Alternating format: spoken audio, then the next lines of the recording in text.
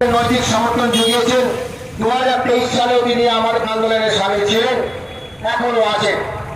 ওনার কাছ থেকে আমরা অনেক সাহায্য পেয়েছি। উনি আইনি লড়াই যেগুলো দিক আছেন সেই দিকগুলি উনি দেখছেন। ইতিমধ্যে উনি আমাদের যে সংশ্লিষ্ট মন্ত্রী আছেন তাকে খবরাখবর করেছেন।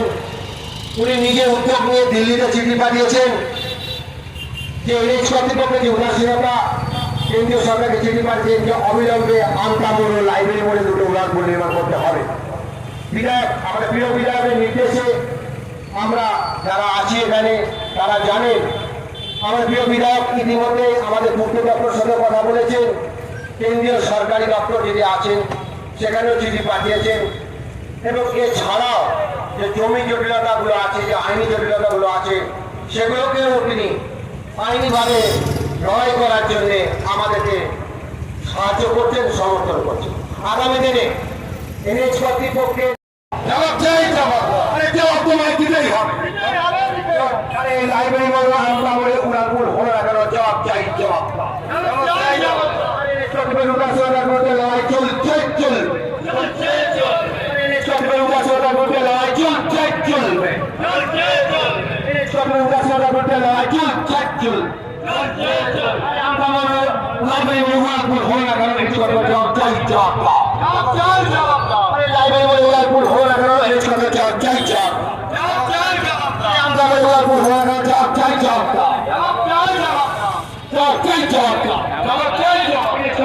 করতে লড়াই চলছে, চলবে। নৈতিক সমর্থন জুগিয়েছেন। 2023 সালেও তিনি আমাদের আন্দোলনের সামিল ছিলেন, এখনো আছেন। ওনার কাছ থেকে আমরা অনেক সাহায্য পেয়েছি। উনি আইনি লড়াই যেগুলো দিক আছেন সেই দিকগুলি উনি দেখছেন। ইতিমধ্যে উনি আমাদের যে সংশ্লিষ্ট মন্ত্রী আছেন তাকে খবরাখবর করেছেন। উনি নিজে উদ্যোগ নিয়ে দিল্লিতে চিঠি পাঠিয়েছেন যে এনএইচ কর্তৃপক্ষের যে উদাসীনতা, কেন্দ্রীয় সরকারকে চিঠি পাঠিয়েছেন যে অবিলম্বে আমতামুর লাইব্রেরি মোড়ে দুটো উড়ানপুর নির্মাণ করতে হবে।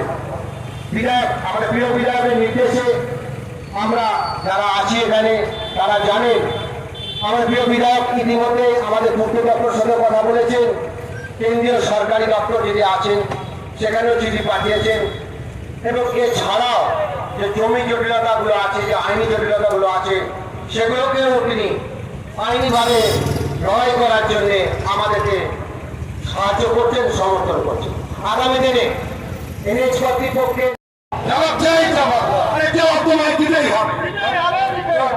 লাইব্রেরি বলবো আমরা বলে উড়ানপুর হলো না কেন, জবাব চাই, জবাব করতে লড়াই চলছে, চলবে।